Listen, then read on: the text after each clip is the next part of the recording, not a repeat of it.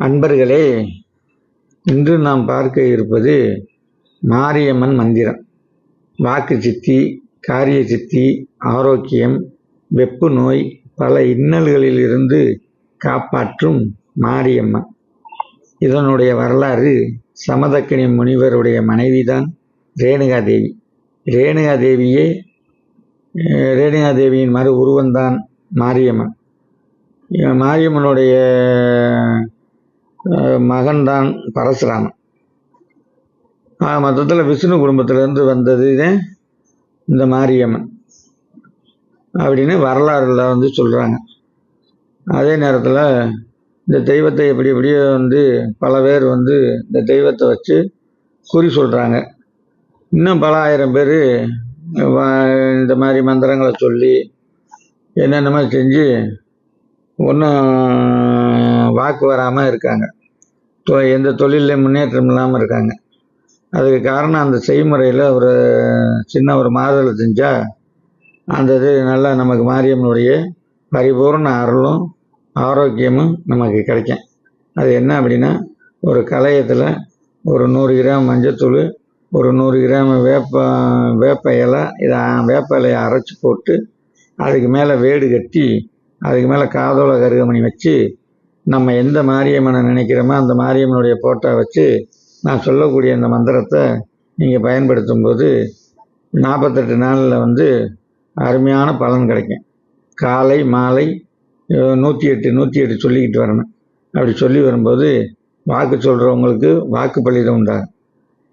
வெவ்வேறான தொழில் செய்கிறவங்களுக்கு எந்தெந்த தொழில் அவங்க செய்கிறாங்களோ அதில் முன்னேற்றமான ஒரு வாழ்க்கை முறை அவங்களுக்கு உண்டாகும். கணவன் மனைவி பிரச்சனை தீரும்.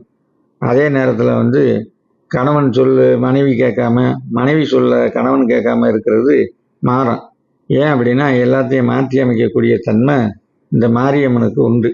அதே போல் எல்லாருமே எல்லாருமே இப்போ பழனியில் முருகன் இருக்கார் அப்படின்னா, முருகன் தமிழ் கடவுள். அதே மாதிரி மாரியம்மனும் தமிழ் கடவுள் அப்படின்றதுல நம்ம எல்லாருக்கும் ஒரு பெருமை உண்டு. அந்த அம்மனை தமிழில் நம்ம கூப்பிட்டு என்ன கேட்குறோமோ அந்த வரத்தை உடனே அருளக்கூடியது.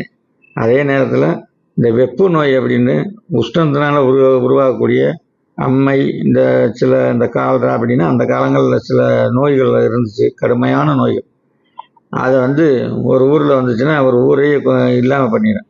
அந்த மாதிரி ஒரு நோய் இருக்க காலத்தில் இந்த அம்மா அவதரித்து அதை பூரா இல்லாமல் பண்ணுறது இந்த மாரியம்மன். இன்னைக்கும் கண்கண்ட தெய்வமாக இருக்கக்கூடியது இந்த மாரியம்மன்.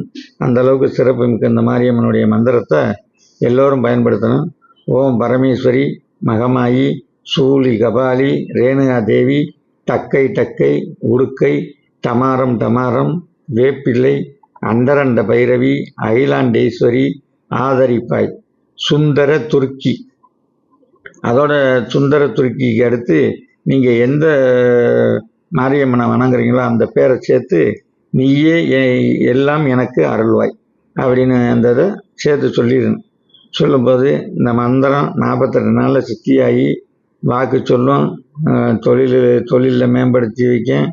எல்லா விதத்துலேயும் ஒரு மனுஷனை மாற்றுற தன்மை இந்த அம்மனுக்கு மட்டுமே உண்டு. இந்த அம்மனை அவன் அந்த அம்மனை கும்பிட்டு வழிபற்றி வெற்றி பெற்றவங்களுக்கு தான் இதனுடைய மகத்துவம் புரியும்.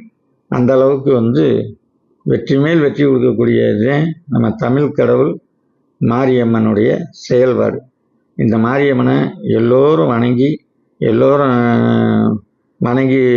எல்லோரும் நல்லா இருக்க வேண்டுகிறேன். இந்த மந்திரத்தை ஒவ்வொரு குடும்பத்திலையும் எல்லோரும் சொல்லணும் அப்படின்றது என்னுடைய விருப்பம். ஒவ்வொரு தமிழனாய் பிறந்த எல்லோரும் இதை விரும்பி சொல்லணும் அப்படின்றது என்னுடைய விருப்பம். அதே மாதிரி போன தடவை இந்த காளி ரேணுகாதேவியினுடைய மந்திரத்தில் பாவை செய்ய சொல்லியிருந்தேன். அந்த பாவையை செஞ்சு என்ன செய்கிறது அப்படின்னு கேட்டிருந்தாங்க. அதை எப்போவுமே நம்ம வீட்டில் தான் வச்சுருக்கணும். அரிசி மாவை வறுத்து பயன்படுத்தும் போது அந்த ரொம்ப நாளைக்கு கெடாது. அரிசி மாவை வறுத்து பயன்படுத்துங்க.